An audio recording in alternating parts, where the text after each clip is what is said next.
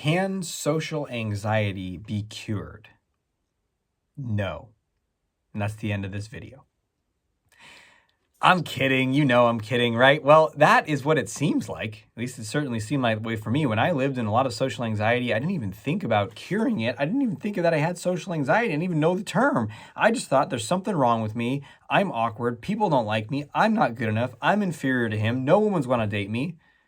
Like my reality was just perceived through the lens of social anxiety. And the essence of social anxiety is distilled down to a sentence.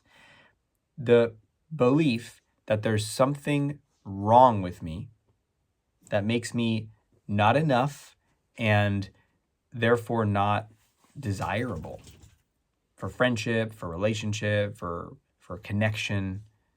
I'm unworthy of it.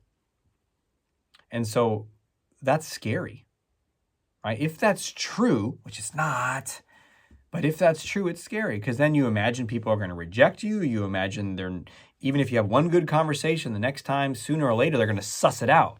They're going to be like, well, you seemed fun the first time we talked, but I'm suspicious.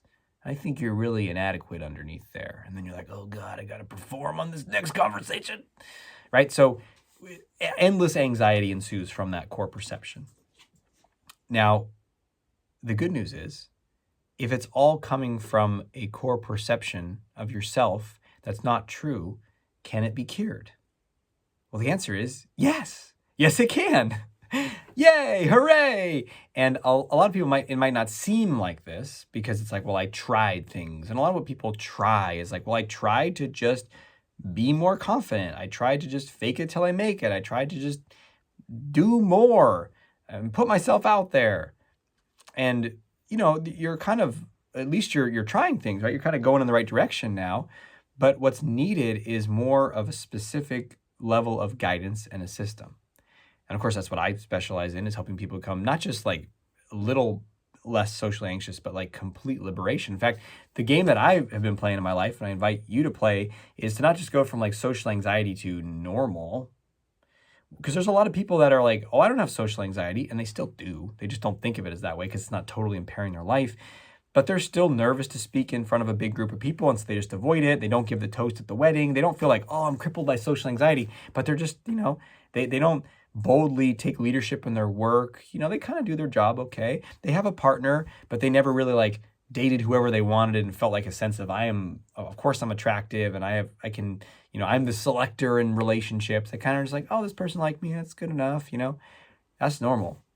Maybe they have some addictions they're dealing with, whether it's tech addictions or porn or alcohol, and they're just kind of like, hey, I'm just normal.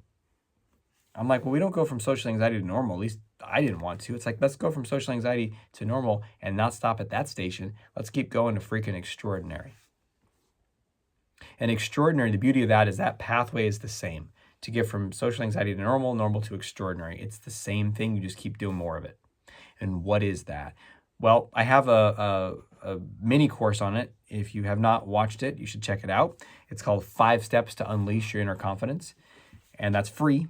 And that guides you step by step. You can click down below in the description to get access to that. I also have a much more in-depth system called Confidence University that has courses that guide you step by step on it. But here is the 30,000-foot view. And if you want to check out Confidence University, go to theconfidenceuniversity.com. And it's a life-changing course. But the 30,000-foot view is this. You must take control of that self-perception. It seems like it's running on autopilot, and it is, but it's just a habit, like the 1,000 of habits you have that are running on autopilot. It's the way you talk to yourself, the way you perceive yourself, like you tend to perceive yourself as less than and not good enough, and then you reinforce that with negative self-criticism. I call this your toxic inner coach. You got to get control of that process and change it. No matter, if you do not change that process, it doesn't matter what actions you take in the world, nothing will change out there. As you're taking control of that process, you need to learn how to take bold action, how to do what scares you until fear has no power to stop you. This sounds easy when you watch it in a video. It calls something inside of you. It requires something inside of you to step up in that way. And usually what makes us step up in that way, frankly, is enough pain. You get enough pain, you get enough frustration, you get enough of this, And then you're going to start doing something, and that's when everything changes. And whenever I work with any client, in my group programs, a mastermind program, I do not accept someone into the program if I don't feel that energy in them. And I do an interview with each person to make sure they're at that place. Because if they're like, yeah, I want it to change, and, I don't know, things are okay. And they're not like, dude, this has got to change now. They don't have to say dude, but they're in that place of like, this has got to change now. Now we're talking, right? Okay, great. Now we're speaking my language, because now I know that you have what it takes to make that change. So take control of that inner critic, that toxic coach, take bold action, and learn how to calm and soothe yourself before, during, and after action that makes you uncomfortable, right? Because if you're taking a bunch of bold action, you're all freaked out inside, it's going to be less likely to take it again. So do you have tools and strategies and skills to be able to like, okay, I'm anxious right now. How do I work with that? How do I calm anxiety? Inside of Confidence University, you have tons of tools on how to work with anxiety, overcome anxiety, relieve anxiety, because you got to be able to do that to stay in consistent action. If you do those things, if you take control of that toxic voice and fire your inner toxic coach, replace it with a healthy self-optimal coaching, optimal self-coaching, you take bold action until fear has no power to stop you, and you learn how to regulate your nervous system as you take bold action, you will absolutely not only relieve social anxiety, you will cure social anxiety, become normal, and then don't stop there, my friend.